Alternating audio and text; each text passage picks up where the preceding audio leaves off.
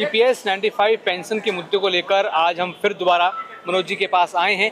लेकिन जो आज का विषय है वो लगातार जो न्यूज़ में ट्रेंडिंग है कि अब ईपीएस 95 पेंशन का हल होने वाला है। 7,500 प्लस डीए मेडिकल ना जाने क्या क्या मिलने वाला है, इसके ऊपर अब लगातार चर्चा हो रही है। लेकिन जो एक खबर जो हम लगातार बात करते हैं कि अच्छी से ज़्यादा सच्ची खबर, तो इसमें मनोज जी मैं जानना चाहूँगा कि आप क्या कह रहे हो कि ये सच्ची खबर कितनी है, या ये अच्छी खबर है मात्र, या फिर इसमें कुछ सच भी है। और पिछली वीडियो पे भी जो आपके लगातार जो कमेंट आए, कई लोगों ने विरोध किया, इसी सब को लेकर ही पूरा सब्जेक्ट जो हमने किया था वीडियो में। लेकिन अब जो बुजुर्ग पेंशनर्स हैं वो कह रहे हैं कि वो वाहवाही कर रहे हैं लगातार कि हाँ कि 7,500 रुपये आएंगे, डीए प्लस डीए मेडिकल ना जाने क्या क्या मिलेगा। तो आप इसकी परत खोलिए, इसमें क्या सच्चाई है, क्या मात्र अच्छी बातें हैं? क्योंकि हम ज़्यादातर जो फोकस करते हैं अच्छी से ज़्यादा सच्ची खबर पे करते हैं, क्योंकि सबको सच सुनना पसंद है। लेकिन यहाँ पर कुछ लोग हैं जो सच के नाम पर कुछ अच्छा बोल देते हैं या खुशखबरी लिख देते हैं, तो लोग उसी तरफ चले जाते हैं। तो कैसे उन लोगों को समझाया जाए, कैसे उनको बताया जाए कि आपको अच्छी नहीं, यहाँ पर सच्ची खबर की ज़रूरत है? देखिए, मैं सबसे पहले क्लियर कट कर तरीके से बता देता हूं कि आखिर मैंने पिछले वीडियो में कहा क्या था, और फिर ये भी बता देता हूं कि क्या पेंशन बढ़ेगी या नहीं बढ़ेगी, ये भी कर देता हूं। क्या कोई तरीका है बढ़ने का पेंशन, इस विषय पे भी बात करेंगे।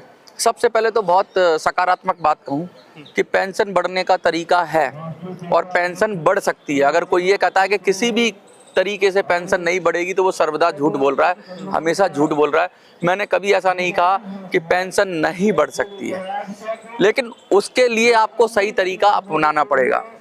पिछले वीडियो में हमने ये कहा क्या श्रम मंत्री पेंशन बढ़ा सकते हैं, मैंने कहा नहीं, श्रम मंत्री नहीं बढ़ा सकता पेंशन। क्या वित्त मंत्री से मिलने से पेंशन बढ़ सकती है, मैंने कहा वित्त मंत्री पेंशन नहीं बढ़ा सकता।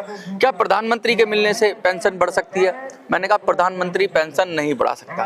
क्या ईपीएफओ पेंशन बढ़ा सकता है, तो मैंने कहा ईपीएफओ भी पेंशन नहीं बढ़ा सकता। पेंशन बढ़ सकती है तो सिर्फ संसद और संसद के जरिए बढ़ सकती है, मैंने लास्ट वीडियो में बताया था, और वो भी कानून में सुधार करके।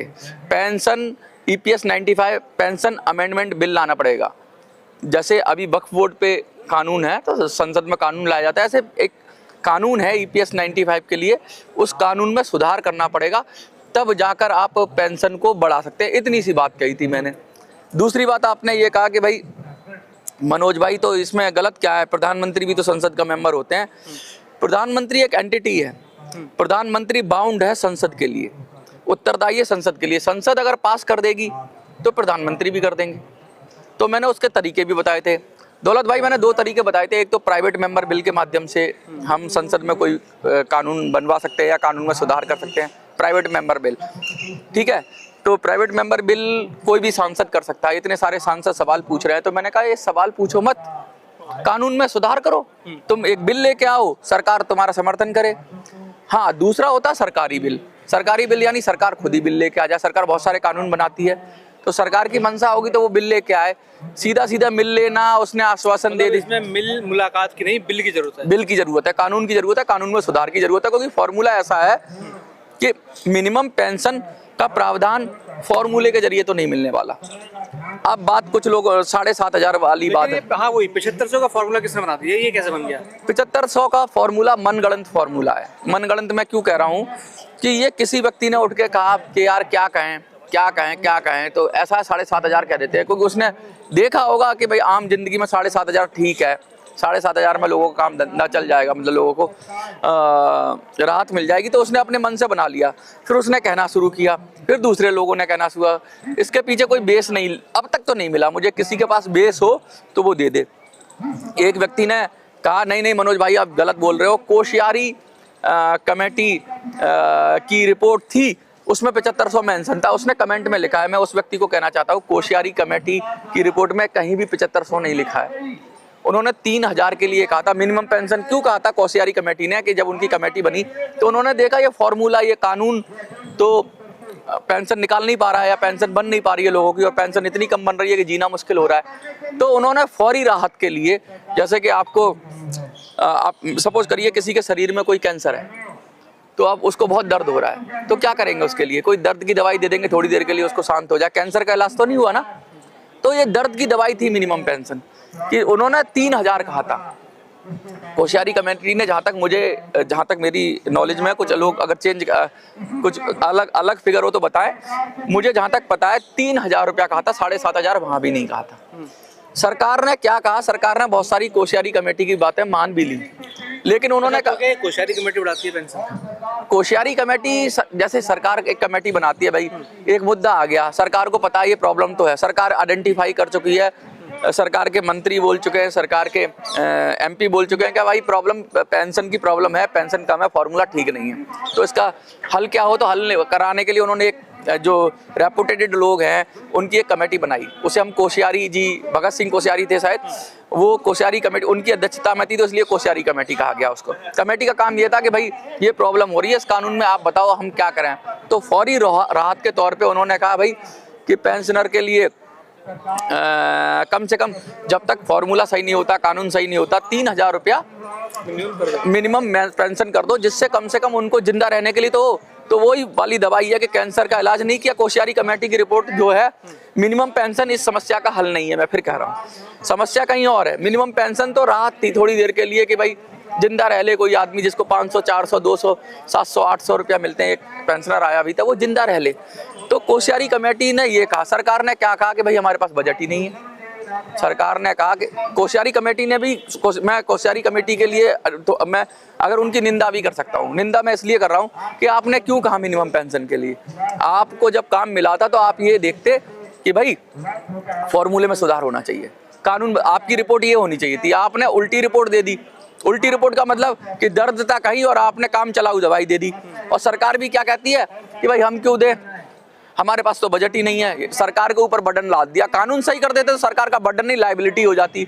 अभी सरकार को लगता है ये तो बड़ा हल्की सी बात हो गई। हल्की सी बात कहने का मतलब ये है कि मेरी रिस्पॉन्सिबिलिटी फिक्स नहीं करी। अगर कानून में चेंज होता तो सरकार की जिम्मेवारी होती देने की। अब सरकार की जिम्मेवारी नहीं है। सरकार स्वेच्छा से चाहे तो दे, चाहे तो ना दे। सरकार ने 1,000 मिनिमम पेंशन कर दी। 1,000 में भी बहुत सारे क्राइटेरिया लगा दिए, जिससे बहुत कम लोगों को 1,000 मिलती है। अभी भी 1,000 से कम एक पेंशनर आया था, सीधा सीधा आपके सामने आपकी कह रहा कि 800 मिलती है। तो मिनिमम पेंशन अब 1,000 कैसे देते हैं वो वही जाना है। कुछ नियम बनाया और सरकार ने घोषणा कर दी कि हमने 1,000 मिनिमम पेंशन कर दी। हमने कोश्यारी कमेटी की रिपोर्ट मान ली। तो कोश्यारी जी खुद गलत थे, उनकी रिपोर्टें सही इलाज नहीं कर रही थी। असली इलाज तो ये होगा कि इसका कानून के जरिए इसका समाधान किया जाए। इसीलिए मैं कह रहा था कि इसको एक बिल के माध्यम से किया जाए। हम ये कोशिश कर रहे हैं। कुछ साथियों ने हमारे ने सजेशन है, हमारी एक ऐप है मिनी संसद, उसमें एक सुझाव का पॉइंट है। तो वहाँ पे अभी मैं देख रहा था, तो देखिए बहुत सारे साथियों ने सुझाव भी भेजे। मैं एक किसी का नाम भी अगर तो नहीं पढ़ूंगा, क्योंकि नाम पढ़ने के बाद कभी कभी पिछली बार मैंने एक नाम पढ़ दिया था, गूगल स्ट्राइक दे देता है। गूगल कह देता है कि आप पर्सनल आइडेंटिटी रिवील नहीं कर सकते, ये कोई उनका कम्युनिटी का है। तो मैं बताना चाहता हूँ आपको कि देखिए उन्होंने कैसे लोग सजेशन दे रहे हैं। तो मैं आपको दिखाता हूँ कि किस तरीके से यहाँ पर सजेशन आ रही है। मैं अभी अपनी ऐप में ही जाता हूँ, वहाँ पे जो सजेशन आई है मेरे पास, अब तक कितने लोगों ने सजेशन भेजी और कितने लोग उसमें तैयार हैं मुझे सजेशन देने के लिए। तो मैं उनका वेलकम करता हूँ जो ऐप में जा रहे हैं। 71 के करीब सजेशंस आई हैं अभी तक, 71, ठीक है। और बहुत सारे हमारे यूजर भी, अभी मैं उनका खुलासा तो नहीं करूँगा, मैं एक सजेशन पढ़ना चाहता हूँ। एक आदमी ने जो सजेशन भेजी है लास्ट में, देखिए जो मुझे काफ़ी अच्छी लगी। एक तो कह रहे हैं कि MP MLA की पेंशन बंद कर देनी चाहिए, एक ये सजेशन आई है। एक लोकसभा कॉन्स्टिट्यूंसी नहीं ओपनिंग हो रही है, तो ये तो हो रही है, आपने स्टेट नहीं सिलेक्ट किया होगा। एक मजूमदार साहब हैं, इन्होंने लिखा है पेंशन मस्ट बी 7,500, ठीक है, बहुत बड़ा लिखा है इन्होंने, मैं पढ़ के बता देता हूँ। मजूमदार जी हैं, pension must be 7,500 plus DA plus medical to be given immediately with retrospective effect as we have the depositor nearly 15 lakhs to 20 lakhs. My services tenure is 30 years. EPS 95 Pension Act needs to be amendment. First, the formula given by EPFO must be removed. BJP in their manifesto assured that give 3,000 in 2014. In the presence of Sri Arun Jaitley and announcement made by the Sri Prakash Javadekar within 100 days. If they come to power, enough is enough for the, मतलब ये अपना पीड़ा भी दिखा रहे हैं और ये कह रहे हैं और इतिहास भी क्या बोला था, बीजेपी का भी मैनिफेस्टो याद दिला रहे हैं। ये मजूमदार साहब है और इन्होंने लिखा है पेंशनर्स गवर्नमेंट सब कंट्रीब्यूशन है या कुछ लिखा है, government contribution of EPS 95 pension is just 1.16 which is perhaps the lowest among the different pension scheme. ये कह रहे हैं कि जो पेंशन का सरकार का हिस्सा है, सरकार अपनी तरफ से भी कुछ हिस्सा देती है भाई मदद के लिए, बहुत कम है 1.16 से, और सभी पेंशन स्कीम में ये सबसे कम है, इसको भी बढ़ाया जाना चाहिए। बहुत सारी बातें कह रहे हैं, तो ऐसे ही मैं चाहता हूँ कि आप भी सजेशन दें। और फार्मूला, और कुछ लोगों ने फार्मूला भी कि फार्मूले में क्या चेंज होगा, कैसे कैलकुलेट होगी। हम क्या करना चाह रहे हैं, हम एक बिल बनाना चाह रहे हैं, pension EPS 95 pension amendment bill बनाना चाह रहे हैं हम। तो उसके लिए मेरी टीम भी लगी हुई है, मैं लोगों से भी सजेशन ले रहा हूँ। तो लोग जब तक ऐप में नहीं जाएंगे, उसके अंदर नहीं जाएंगे, अपनी बात नहीं रखेंगे, मुझे क्या पता चलेगा। क्या पता आप मुझे कोई ऐसा आइडिया दे दो जो क्लिक कर जाए और फिर मैं उसका बिल बना के, अपनी टीम के साथ बिल बना के, आपकी मदद से उस बिल को हम MPs के पास जाएंगे और MPs से कहेंगे भैया इस बिल को आप प्राइवेट मेंबर बिल के माध्यम से लोकसभा में या राज्यसभा में जहाँ के भी आप हो रखो, फिर सरकार का रुख देखते हैं। तो ये तो हो गया सही तरीका। अब मैं जा रहा हूँ, आज मेरी श्रम मंत्री से मीटिंग हो गई, आज मेरी वित्त मंत्री से मीटिंग हो गई, श्रम मंत्री ने आज आश्वासन दे दिया। अब मेरे को उस मीटिंग में आप बताओ, एक अंदाजा लगाओ कि मुलाकात हुई, उस मुलाकात में बात क्या होती होगी? कुछ नहीं बात होती है, सॉल भेंट करते हैं, गले में माला डाल लेते हैं, फोटो खिंचवाते हैं और गरीब पेंशनर को बेवकूफ बनाया जाता है और खिसक लेते हैं। कोई बात नहीं होती भाई, कानून से ही मिल सकती है पेंशन, कानून में बदलाव से ही मिल सकती है सही मायनों में पेंशन। और ये भी संसद के जरिए ही मिली होगी। जो ये 1000 मिनिमम पेंशन है ना, ये भी संसद के जरिए मिली होगी। सरकार ने ऑर्डिनेंस कुछ कर दिया होगा अपना, उसको किसी ना किसी कानून के तहत उन्होंने मिनिमम पेंशन का प्रावधान करके दिया होगा। ऐसे थोड़ी ना सरकार के हाथ में खजाना, थोड़ी ना सरकार कुछ भी कहेगी, संसद को कुछ नहीं पता होगा। तो प्रधानमंत्री भी अल्टीमेटली संसद में आएंगे, कोई कानून लाएंगे, कोई नई चीज लाएंगे। देश कानून से चलता है, देश प्रधानमंत्री श्रम मंत्री की इच्छा शक्ति से और उससे नहीं चलता। उनको भी जाना पड़ता है, बहस होती है, चैलेंज होता है, दोनों पक्ष रख जाते हैं विपक्ष, फिर कानून पास होता है, वोटिंग होती है, तब जाके आपको आपका अधिकार मिलता है। रिलीफ के लिए थोड़ा बहुत दे दें, जैसे प्रधानमंत्री अलग अलग तरीके से, जैसे एक तो होता है बिल के माध्यम से रिलीफ देना, दूसरा होता है कुछ कैबिनेट पावर होती है अध्यादेश लाकर। तो अध्यादेश का भी एक समय पीरियड होता है, वो परमानेंट नहीं होता। मैं आपको टेक्निकल भाषा में बताऊं, अध्यादेश का मतलब है ऑर्डिनेंस। सरकार ने एक ऑर्डिनेंस लाया कि भाई हम 7500 पेंशन कर देंगे, सपोज करिए सरकार ने कहा, तो सरकार, लेकिन उसको फिर संसद से पास कराना पड़ेगा। संसद से 6 महीने में अध्यादेश को पास कराना पड़ेगा, कानून बनाना पड़ेगा कि भाई तुमने पैसा दिया, सरकार का पैसा कोई कैसे ही प्रधानमंत्री की मर्जी थोड़ी ना लुटा देगा। आपको सही तरीका जाना ही पड़ेगा, सही तरीके से जाना ही पड़ेगा। ये मैंने बात कही। लोग उम्मीद देते हैं कि भाई बजट में बढ़ जाएगी पेंशन, श्रम मंत्री बढ़ा देगा पेंशन, वित्त मंत्री बना देगा पेंशन, फलाना बढ़ा देगा पेंशन, ढिमका बढ़ा देगा पेंशन। कोई पेंशन नहीं बढ़ा सकता। पेंशन देश का कानून के जरिए बढ़ेगी और कानून में फॉर्मूले को हटाना पड़ेगा। कोश्यारी कमेटी की रिपोर्ट को छोड़ो, उसने कह दिया मिनिमम पेंशन दे दो। भैया क्यों ले मिनिमम पेंशन? अब हमें सर दर्द की दवाई नहीं चाहिए, अब हमें असली दवाई चाहिए जिससे वो बीमारी हटे।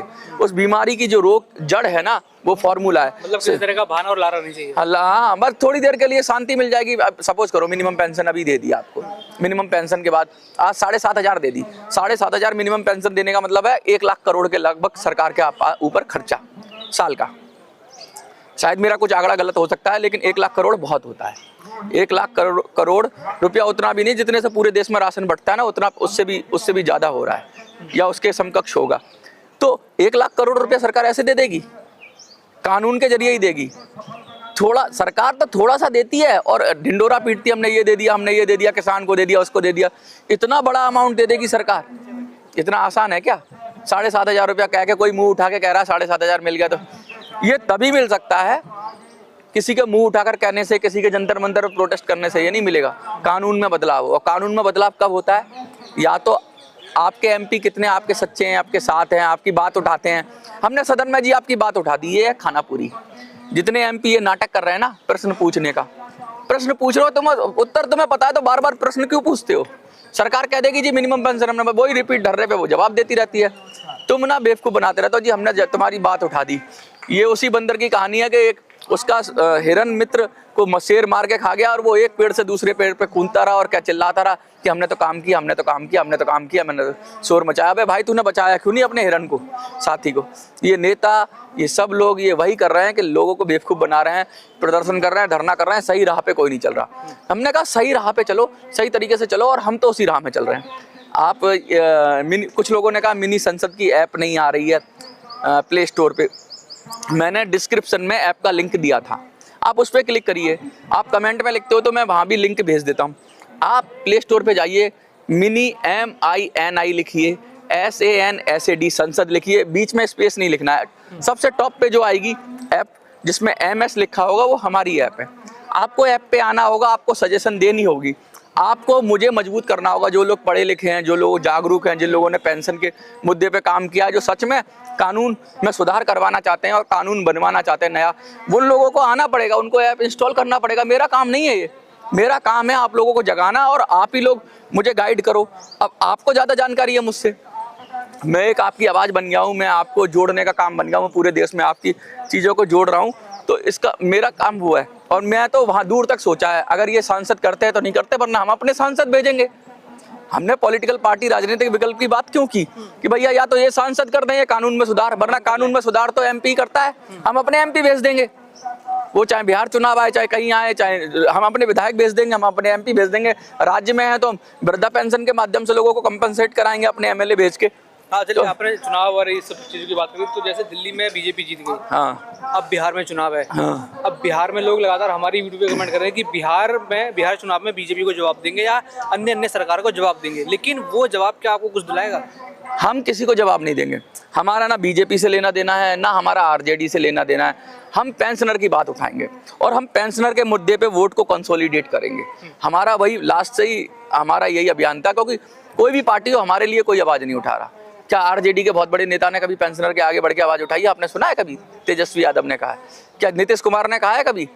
क्या BJP के किसी नेता ने कहा है? प्रधानमंत्री ने कहा है सार्वजनिक मंच पे आकर कि नहीं हम EPS 95 के कानून में सुधार करेंगे और उनको उनका हक और अधिकार देंगे? नहीं कहा। माफ करिएगा, जब कोई कह ही नहीं रहा तो हम अपना रास्ता खुद चुनेंगे। हम आज़ाद हैं।